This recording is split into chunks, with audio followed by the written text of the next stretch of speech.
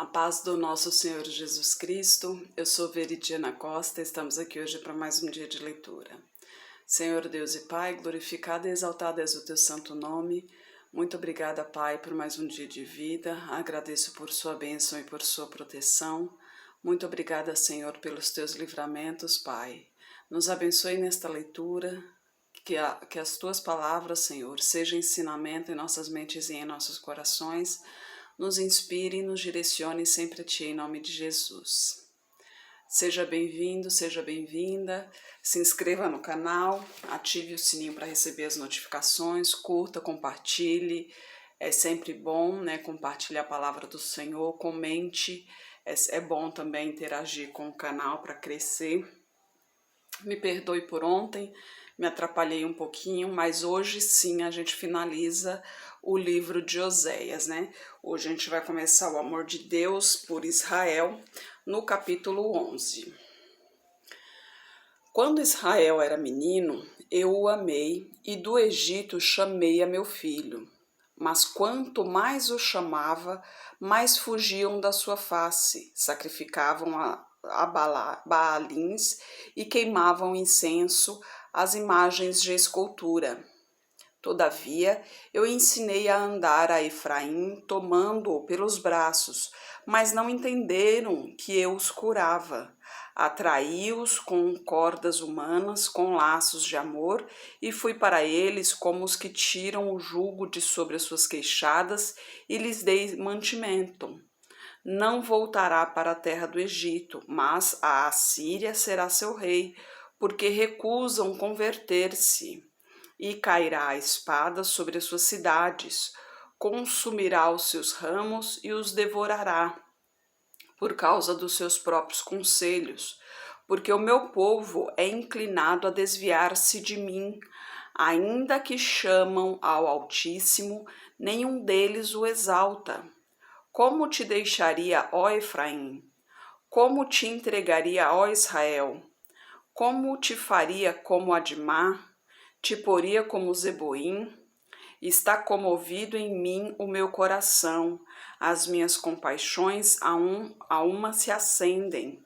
Não executarei o furor da minha ira, não voltarei a destruir a Efraim, porque eu sou Deus e não homem, o santo no meio de ti, e não entrarei na cidade. Andarão após o Senhor, ele rugirá como leão. Rugindo ele, os filhos do ocidente tremerão. Tremendo virão como um passarinho os do Egito, e como uma pomba os da terra da Assíria, e os farei habitar em suas casas, diz o Senhor. Efraim me cercou com mentira, e a casa de Israel com engano, mas Judá ainda domina com Deus, e com os santos está fiel. E a gente continua os pecados de Israel no capítulo 12. Efraim se apacenta de vento e segue o vento leste.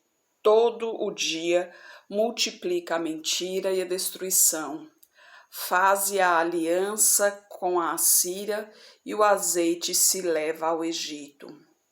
O Senhor também com Judá tem contenda, e castigará Jacó segundo os seus caminhos. Segundo as suas obras o recompensará. No ventre pegou do calcanhar de seu irmão, e na sua força lutou com Deus. Lutou com o anjo e prevaleceu. Chorou e lhe suplicou. Em Betel o achou ali, falou conosco. Sim, o Senhor, o Deus dos exércitos, o Senhor é o seu memorial. Tu, pois, converte-te a teu Deus, guarda a benevolência e o juízo, e em teu Deus espera sempre. É um mercador que tem nas mãos uma balança enganosa e ama a opressão. E diz Efraim: contudo me tenho enriquecido e tenho adquirido grandes bens. Em todo o meu trabalho não acharão em mim iniquidade alguma que seja pecado. Mas eu, Senhor teu Deus, desde a terra do Egito, eu ainda te farei habitar em tendas, como nos dias da festa solene. Falei aos profetas e multipliquei a visão. Pelo ministério dos profetas propus parábolas. Não é Gileade iniquidade? Pura vaidade são eles. Em Gilgal sacrificam bois e os seus altares são como montões de pedras nos sulcos dos campos. Jacó fugiu para o campo da Síria e Israel trabalhou para comprar uma mulher e por uma mulher guardou o gado. Mas o Senhor, por meio de um profeta, fez subir a Israel do Egito, e por um profeta foi ele guardado. Efraim, muito amargosamente, provocou a sua ira, portanto deixará ficar sobre ele o seu sangue, e o seu Senhor o recompensará pelo seu desprezo. A ira de Deus contra a ingratidão no capítulo 13. Quando Efraim falava, tremia-se. Foi exaltado em Israel, mas ele se fez culpado em Baal e morreu. E agora multiplicaram pecados e da sua prata fizeram uma imagem de fundição.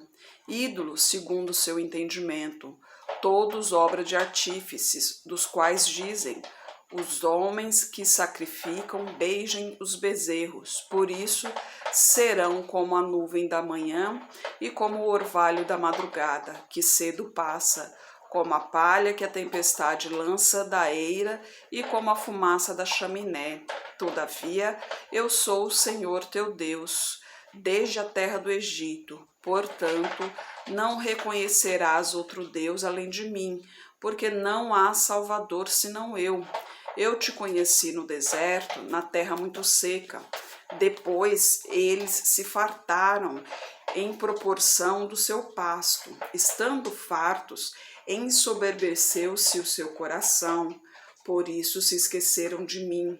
Serei, pois, para eles como leão, como leopardo espiarei no campo, como ursa roubada dos seus filhos. Os encontrarei, lhes romperei as teias do seu coração, e como leão ali os devorarei, as feras do campo os despedaçarão. Uma pequena pausa aqui, né? No versículo 6 fala, depois eles se fartaram em proporção, aliás, todavia...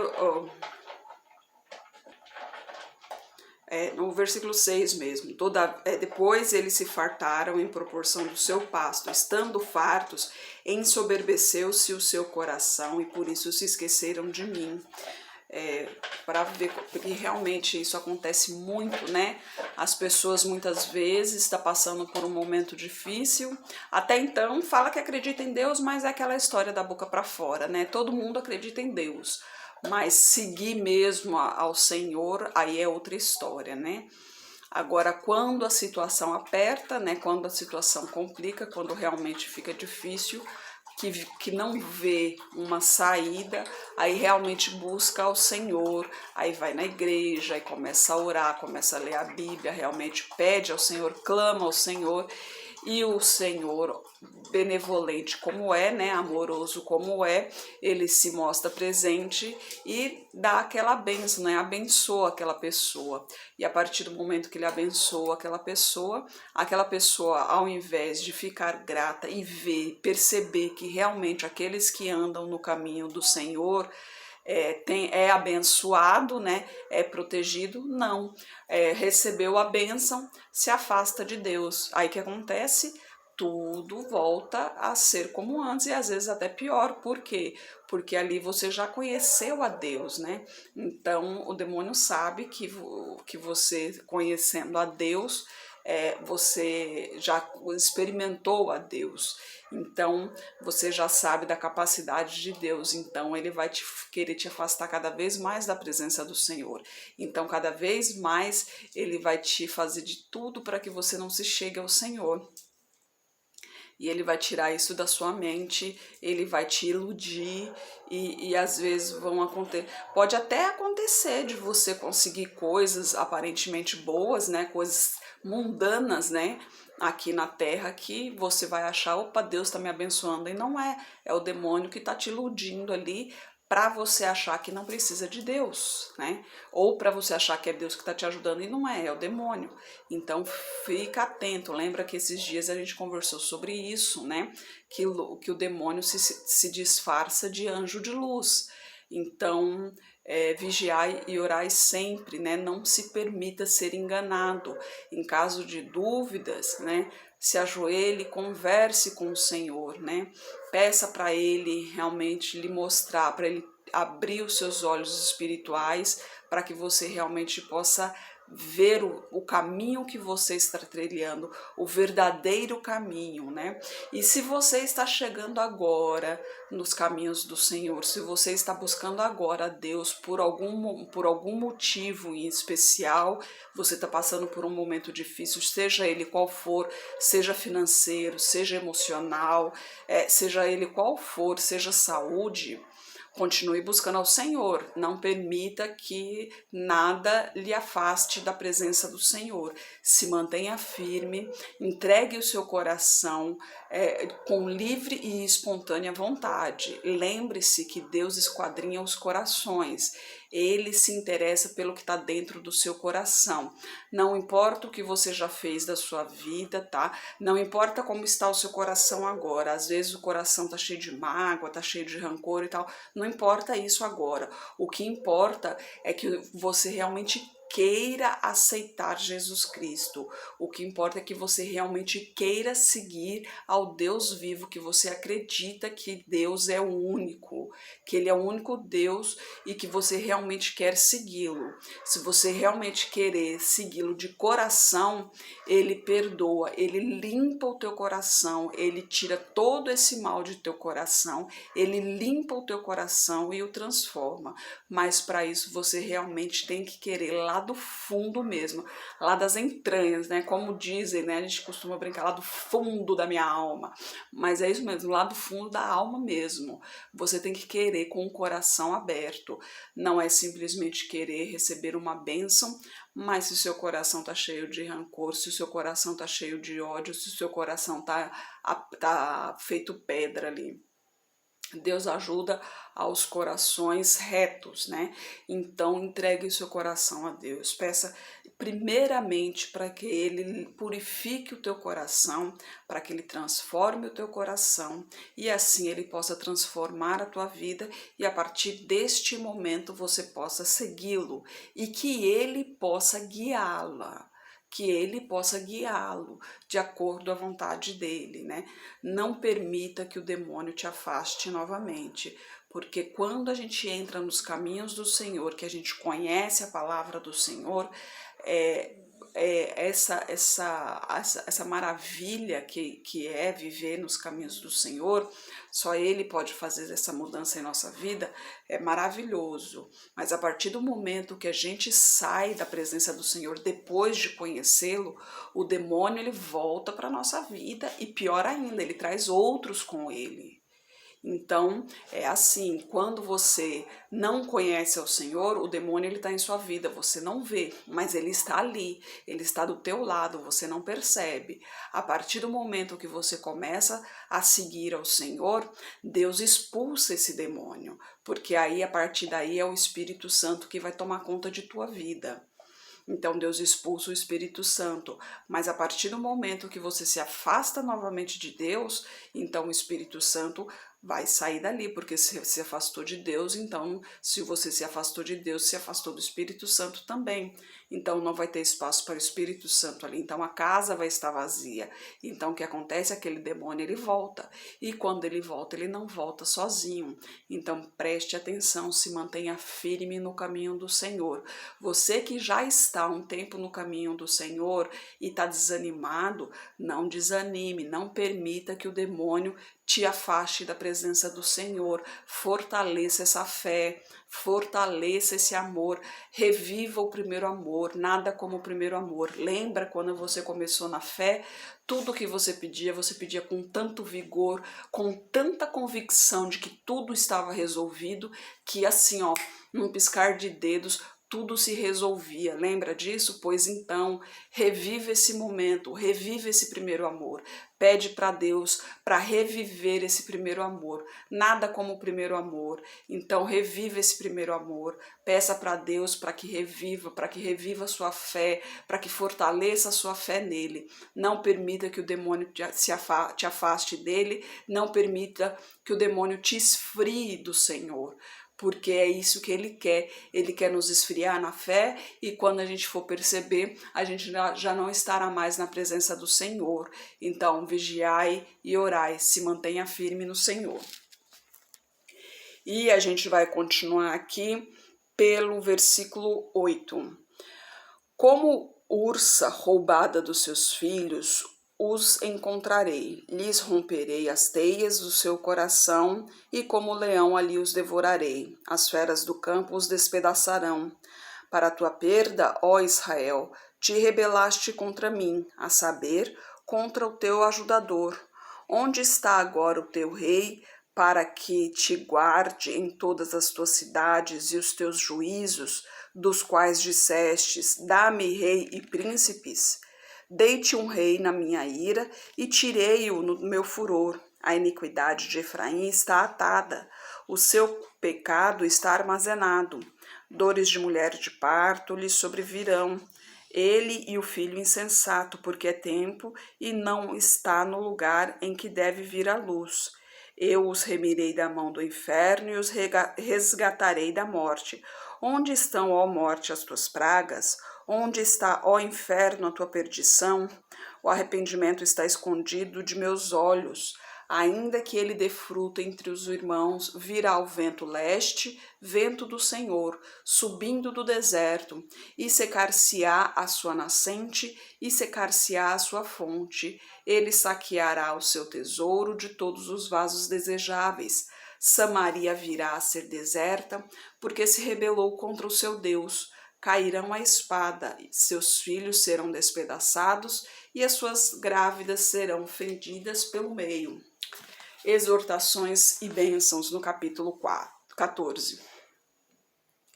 Converte-te, ó Israel, ao Senhor teu Deus, porque pelos teus pecados tens caído. Tomai convosco palavras e convertei-vos ao Senhor. Dizei-lhe, tira toda iniquidade, aceita o que é bom, e oferecemos como novilhos os sacrifícios dos nossos lábios. Nos dias de hoje, os sacrifícios são financeiros, são alimentos, são produtos de higiene, são produtos de limpeza, são tempo, né? Voluntários na igreja, voluntários em abrigos, voluntários em canis, né? Coisas desse tipo assim. Não precisa ser o dinheiro em específico, mas esse sacrifício é sempre bem-vindo, porque Deus vê isso com bons olhos. A obra não salva, mas é bem vista pelo Senhor, porque é nossa obrigação ajudar ao próximo.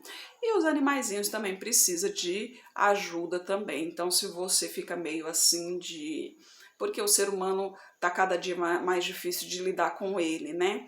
Mas ajuda os animais, então, que são criaturas de Deus também, né? Tem muito amor no coração. Ajuda os animais também, que Deus com certeza também te abençoará também por você estar fazendo o bem, cuidando das criaturas dele, né? E a gente continua aqui no versículo 3. Não nos salvará da Assíria, não iremos montados em cavalos, e a obra das nossas mãos já não diremos mais, tu és o nosso Deus, porque por ti o órfão alcança misericórdia. Eu sararei a sua infidelidade e voluntariamente os amarei, porque a minha ira se apartou deles. Eu serei para Israel como o orvalho, ele florescerá como o lírio e lançará as suas raízes como o cedro do Líbano. Estender-se-ão os seus galhos, a sua glória será como o da oliveira e a sua fragrância como a do Líbano. Voltarão os que habitam debaixo da sua sombra, serão vivificados como o trigo e florescerão como a vide, a sua memória como o vinho do Líbano. Efraim dirá, que mais tenho eu com os ídolos? Eu o tenho ouvido e cuidarei dele. Eu sou como a faia verde e de mim é achado o teu fruto. Quem é sábio para que entenda essas coisas? Quem é prudente para que as saiba? Porque os caminhos do Senhor são retos e os justos andarão neles, mas os transgressores cairão, né? Os transgressores cairão. Então, o caminho do Senhor é somente para os justos, mas Deus, Jesus Cristo veio aí para salvar os ímpios, né? Muita gente fala em relação a Jesus Cristo e tal, ele não veio pelos justos. Não, porque os justos já são salvos, né? Que aqui está dizendo, o caminho do Senhor é para os justos, né? Então, Jesus Cristo, ele veio para os ímpios, para que os ímpios tivessem a oportunidade de salvação. E nós, filhos de Deus, temos essa missão de levar a palavra do Senhor, de levar ao conhecimento dos ímpios que existe essa possibilidade de salvação, que Deus nos criou para sermos eternos, para convivermos todos em comunhão. Mas com a entrada do pecado, infelizmente veio a morte. Então Deus podia simplesmente destruir tudo ali e refazer tudo de novo. Mas se ele fizesse isso, os anjos iriam olhar, né? Porque lembra que tem os anjos, né? Que viviam com o Senhor. Então todos iriam olhar para Deus e iriam falar: nossa, mas calma aí, ele era um tirano, né? Ele não obedeceu ele, então ele acabou com tudo e refez tudo, né? Então, que tirano é esse, né? Sendo que Deus é amor. Não, então ele deu a oportunidade, falou: então, já que você não obedeceu, já que você descumpriu uma regra interna, então vocês viverão suas vidas mortais, né? Porque como ele havia prometido que se comesse do fruto morreriam, realmente morreram. Por quê? Porque perderam a imortalidade, né? Então, o pecado é o quê? Pecado é a morte, né? E a partir daí, todos nós somos nascidos do pecado.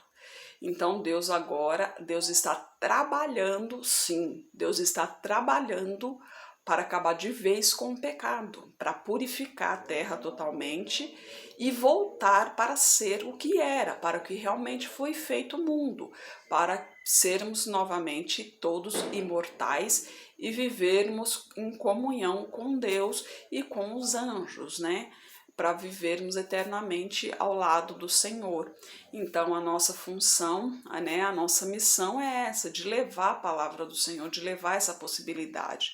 Muitos lugares ainda não têm a tecnologia para que alcance, né, como televisão, internet, essas coisas assim, para que possam ouvir da palavra do Senhor. Então, sendo assim, tem os missionários para isso. Para isso, obviamente, né, é o dinheiro que a gente doa para a igreja através de ofertas ou o dízimo que a gente devolve. Veja bem, gente, dízimo é obrigação, é previsto, tá nos 10 mandamentos, né? É a devolução. Por que devolução? Porque tudo que a gente tem, na realidade, nada é nosso, né? Tudo é Deus que nos dá. Então, a vida, Ele que nos deu a vida. Então, tudo provém dele. Então, nada mais justo a gente fazer com que a casa dele se mantenha, né? E como que a casa dele pode se manter? Precisa de dinheiro para se manter. Então, a gente devolve para ele 10% do que a gente recebe. Naquela época, eram animais, cevada, né? Plantações e tal. Hoje em dia não, hoje em dia tem o dinheiro em espécie, né? Mas lembre-se disso, dízimo é uma obrigação, a devolução da 10ª parte. Agora a oferta não, a oferta é voluntária de acordo com o que você pode e não precisa ser o dinheiro exatamente, como eu falei, pode ser alimento, pode ser o tempo. Gente, muitas igrejas aí precisam de pessoas para cuidar das crianças durante o culto, né? Se você tem um tempinho, mas assim, tem que ser, você tem que assumir também todo aquele dia ali poder ir, né? Porque não adianta, quando eu puder eu vou, quando eu não puder eu não vou. Não, tem que assumir. Todo aquele dia eu vou, ó pastor, pode contar comigo. Eles vão dar o cronograma, vão explicar direitinho como que você faz e tal, e você cuida das crianças ali, enquanto os pais estão participando ali do culto também. É uma forma de você estar cuidando das crianças, você está também trabalhando na obra do Senhor também, né? É a obra do Senhor ali, cuidando dos filhinhos do Senhor, né? Afinal de contas, deles é o reino do Senhor, né? Ele mesmo disse isso, né? Mas que Deus toque no seu coração a maneira de ajudar, tá bom? Senhor Deus e Pai, glorificado e exaltado és o teu santo nome. Muito obrigada, Pai, por tuas palavras, por tuas mensagens, Senhor. Eu peço a Ti, Pai, por essa pessoa que está orando comigo, Senhor. Derrama tua unção sobre ela, Pai. Não sei o que lhe aflige, mas o Senhor sabe, Pai.